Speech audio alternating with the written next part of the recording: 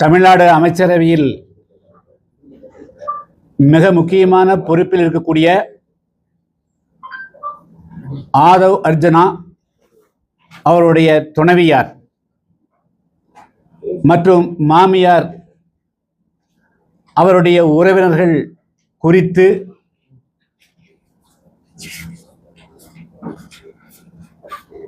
அண்மை காலம் கடந்த 2 நாட்களாக எழுந்திருக்கக்கூடிய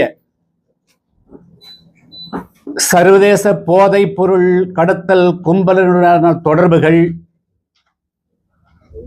மிகவும் கவலை அளிக்கக்கூடியதாகவும் அதிர்ச்சி அளிக்கக்கூடியதாகவும் இருக்கிறது.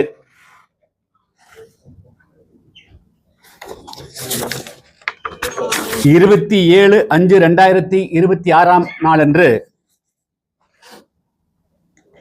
அமலாக்கத்துறையினுடைய சார்பாக வெளியிடப்பட்டு இருக்கக்கூடிய அறிக்கையில் பல்வேறு விதமான அதிர்ச்சி அளிக்கக்கூடிய நிகழ்வுகள் சுட்டிக்காட்டப்பட்டிருக்கின்றன. அதில் ஜான் பிரிட்டோ என்பவர் பல வருடங்களாகவே போதைப்பொருள் கடத்தலில் ஈடுபட்டு வந்திருப்பதும் அதன் மூலமாக கிடைக்கக்கூடிய பல ஆயிரக்கணக்கான கோடி ரூபாய்களை ஹவாலா மூலமாக அவருடைய நண்பர்கள் உற்றார் உறவினர்களுக்கு கை மாற்றி இருப்பதும் தெரிய வந்திருப்பதாக கடந்த சில தினங்களுக்கு முன்பு மேற்கொள்ளப்பட்ட ஆய்வினுடைய நிறைவாக கிடைத்திருக்கக்கூடிய தகவல்கள் என்று அமலாக்கத்துறை தெரிவித்திருக்கிறது. இதற்கு முன்பாக இந்த ஜான் பிரிட்டோ என்பவர், அதே போல ஜான் கென்னடி என்பவர் மற்றும் இப்பொழுது லால்குடி சட்டமன்ற உறுப்பினராக அதிமுகவுடைய சட்டமன்ற உறுப்பினராக இருக்கக்கூடிய லீமா ரோஸ் மார்டின் மற்றும் இன்று தமிழ்நாட்டின் அரசினுடைய பொதுப்பணித்துறை மற்றும் நெடுஞ்சாலைத்துறை அமைச்சராக கூடிய ஆதவ் அர்ஜுனா அவர்களுடைய துணைவியார் டெய்சி ஆகியோர் இதுபோன்று பணம் பரிமாற்றம் மற்றும் பல்வேறு விதமான சட்ட விரோத நடவடிக்கைகளுக்காக கேரளாவில் வழக்கு பதிவு செய்யப்பட்டு அவர்களுக்கு எதிராக வெளிநாடுகள் தப்பி செல்லக்கூடாது, தப்பி சென்று விடுவார்கள் என்ற அடிப்படையில் அவர்களுக்கு பல நிபந்தனைகள் விதித்து உச்சநீதிமன்றம் தீர்ப்பளித்தது.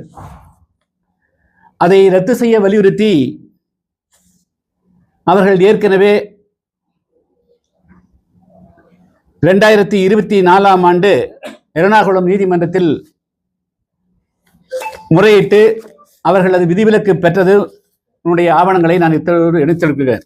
அதில் பி ஜான் பிரிட்டோ 57 வயது 2024, இப்பொழுது 2 வயசு கூட 59 வயது. அவர் வேறு எங்கும் இல்லை, அவரும் கோவையை சார்ந்தவர் தான். நம்முடைய சிவானந்தபுரம் காலனி பக்கத்தில் சத்தியமங்கலம் ரோட்டில் இருக்கக்கூடிய பகுதியில் இருக்கக்கூடியவர். ஜான் கென்னடியும் கேகே புதூர், குப்பக்கோணாபுதூர் சாய்பாபா காலனி இருக்கக்கூடியவர். லீமா ரோஸ் மார்டின் அவர் லாட்டரி அதிபராக இருக்கக்கூடிய மார்டினுடைய துணைவியார். அவர் ஜிஎன் மில் அந்த விலாசத்திற்கு வெள்ளக்கிணறு பதியிருக்கிறாரு.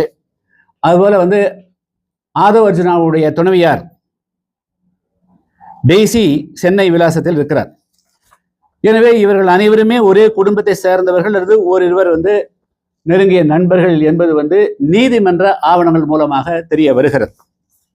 இப்பொழுது முக்கியமான பிரச்சனை என்னவென்றால், இன்று இருக்கக்கூடிய தமிழ்நாடு வெற்றி கழகத்தினுடைய தலைவர் விஜய் அவர்கள் தமிழ்நாட்டில் ஊழலற்ற ஆட்சியை கொண்டு வருவோம், மது போதை இல்லாத தமிழகத்தை உருவாக்கும் என்பதுதான் அவருடைய மிக மிக முக்கியமான வாக்குறுதி.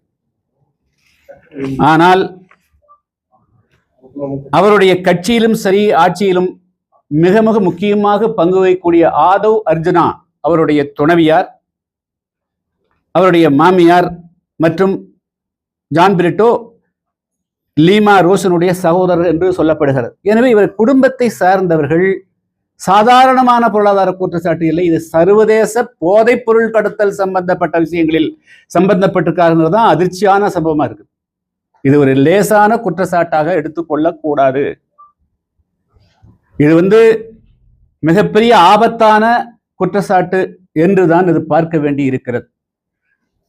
என்று சொன்னால் தமிழ்நாட்டில் கடந்த பல வருடங்களாகவே இளைஞர்கள், குறிப்பாக மாணவர்கள், கல்லூரி மாணவர்கள், பள்ளி மாணவர்கள் உட்பட இளைஞர்கள் கிராமங்கள் நகர்ப்புறங்களில் போதைப் பொருளுக்கு ஆளாகித்தான் அவர்கள் சீரழிகிறார்கள். எனவே அவர்களை விடுதலை செய்ய வேண்டும் என்பதுதான் எங்களை போன்றவர்கள் தொடர்ந்து வலியுறுத்தி வருகிறோம். இன்னும் சொல்ல போனால் கடந்த 2026 ஒரு மாதத்திற்கு முன்பு நடைபெற்ற அந்த 2 சட்டமன்ற தேர்தலில் ஆட்சி மாற்றம் ஏற்பட்டிருப்பதும் ஊழல் முற்றாக ஒழிக்கப்படணும். தீயாட்சி போய் தூயாட்சி வர வேண்டும் என்பதற்காகத்தான். ஆனால் அந்த ஆட்சியில், இந்த தூயாட்சி அமைக்கப்பட்டிருக்கிற இந்த சொல்லக்கூடிய ஆட்சியில் இருக்கக்கூடிய 2வது இடம் இன்னைக்கு தலைமைச் செயலகத்தில் முதலமைச்சர் பேசுகிறாரோ இல்லையோ, ஆனால் ஆதவ் அர்ஜுனா தான் இந்த அரசனுடைய முகமாகவும் கட்சியினுடைய முகமாகவும் விளங்கக்கூடியவர். அவருடைய துணைவியார் இப்பொழுது சர்வதேச கடத்தல், அதாவது போதைப்பொருள் கடத்தல் சம்பந்தப்பட்டு வழக்கில் பெயில் இருக்காரு. இப்பொழுது அவருடைய உறவினர்கள் மீண்டும் பெரிய அளவுக்கு 300 கோடி ரூபாய்க்கு மேல மதுரையில் பிடிபட்டிருக்கிற பொருள் தொடர்புக்குன்னு சொல்லிட்டு ஈடி கொடுத்துருக்குது. இந்த நேரத்திலும் இன்னும் ஆதவ் அர்ஜுனா அவர்களை தமிழ்நாடு வெற்றி கழகத்தில் வைத்திருப்பது முறையா, அவரை அமைச்சரவையில் வைத்திருப்பதும் சரியா என்பதுதான் எங்களுடைய கேள்வி. தமிழ்நாட்டில் இருக்கக்கூடிய பெரும்பாலான மக்கள் ஏதாவது நல்லது நடக்கட்டும் என்பதற்காகத்தான் வாக்களித்திருக்கிறார்கள், ஆட்சி மாற்றத்தை உருவாக்குகிறார்கள். எனவே அந்த மக்களுடைய எதிர்பார்ப்புகள் பூர்த்தியாக வேண்டும் என்று சொன்னால் சர்வதேச அளவில் போதைப்பொருள் கடத்தலில் நேரடியாகவோ மறைமுகமாகவோ எப்படியோ தொடர்பு இருப்பதாக இப்பொழுது அமலாக்கத்துறை சொல்லியிருக்கிறது.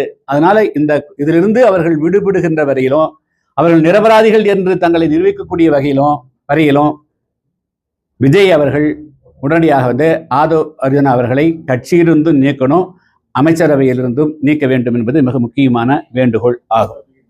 என்று சொன்னால் தமிழ்நாடு தலைமைச் செயலகம் சாதாரண இடம் இல்லை. 7 கோடி 8 கோடி மக்களுடைய வாழ்வாதாரத்தை தீர்மானிக்கக்கூடிய இடம், உத்தரவுகள் பிறப்பிக்கக்கூடிய இடம், முதலமைச்சருக்கு அடுத்தபடியாக அடையாளம் காணப்பட்டவர். அவருடைய துணைவியார் இது போன்ற ஒரு மிகப்பெரிய குற்றச்சாட்டுக்கு ஆளான பிறகு அவர் அந்த இடத்துல இருக்கிறது சரியானது அல்ல.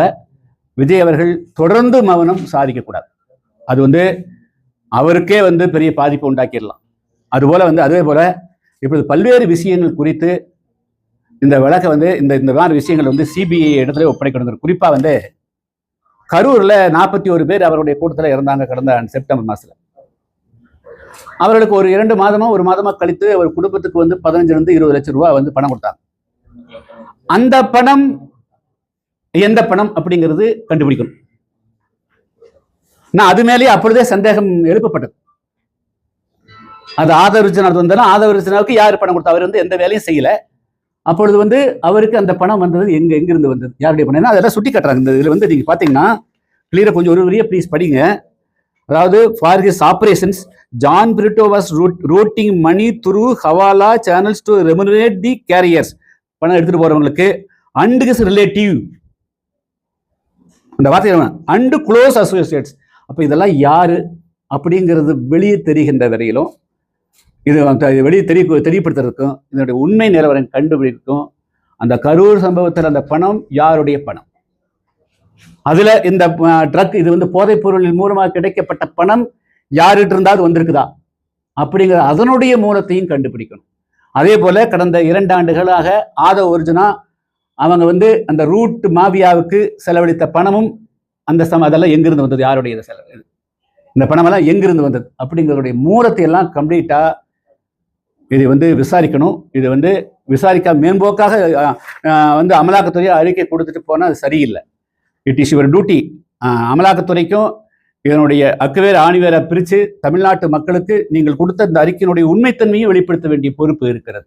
அதே போல மத்திய அரசும் எங்களுக்கு இதுக்கும் தொடர்பில்லைன்னு கருதக்கூடாது. தமிழ்நாட்டில் இது போதைப் பொருள் கடத்தலினுடைய மையமாக மாறக்கூடாது. இதுவரையிலும் படகுல போயிட்டு இருந்தது. தலைமைச்சகமே அதுக்கு வந்து தலைமையகமாக மாறி இருக்கக்கூடாது. அதுதான் எங்களுடைய கவலை. அதனால இந்த வழக்கை வந்து மத்திய அரசு உடனடியாக ஆளுநர் வந்து இதில் தலையிடணும். விரைவில் வந்து இது சம்பந்தமாக ஆளுநர் அவர்களை சந்தித்து இதில் வந்து உண்மை நிலையை கண்டியதற்கு வந்து உடனடியாக சிபிஐ விசாரணைக்கு உத்தரவிட வேண்டும் என்று நான் வந்து ஆளுநரை சந்தித்து வலியுறுத்தி இருக்கிறேன். மத்திய அரசு உள்துறையும் இதில் வந்து ரொம்ப சீரியஸான இஷ்யூ. தமிழ்நாட்டில் வந்து ஏற்கனவே கடந்த திமுக ஆட்சியிலையும் கூட பல பேர் சொல்லிப்பாங்க, எங்களால் வந்து வெளியிருந்து வரக்கூடிய போதைப் பொருளை தடுக்க முடியலன்னு சொல்லிட்டு இருப்பாங்க. அப்போ இப்படி ஒரு சம்பவங்கள் இருக்கிற போது வந்து இன்டர்நேஷனல் இப்போ நான் ஓடிட்டான் ஜான் பெரிட்டோ வந்து அவன் எங்கே இருக்கிறான்னு தெரியல. ஸோ இப்படியெல்லாம் வந்து பெரிய அளவுக்கு இன்டர்நேஷனல் நெக்ஸஸ் இருக்கிற போது அதை முழு தன்மையும் கண்டுபிடிக்கணும், இதை வந்து எக்ஸ்போஸ் பண்ணணும். அதுவரையும் தமிழ்நாட்டில் ஒரு தூய ஆட்சி நடக்க வேண்டும் என்று சொன்னால் விஜய் அவர்கள் ஒரு கணமும் கூட தாமதிக்காமல் ஆதவ் அர்ஜுனை கட்சியிலிருந்து அடிப்படை உறுப்பிலிருந்து நீக்கி வைக்கணும். அவருடைய அமைச்சரவையிலிருந்து அவரை வந்து நீக்க வேண்டும். இதுதான் என்னுடைய வேண்டுகோள்.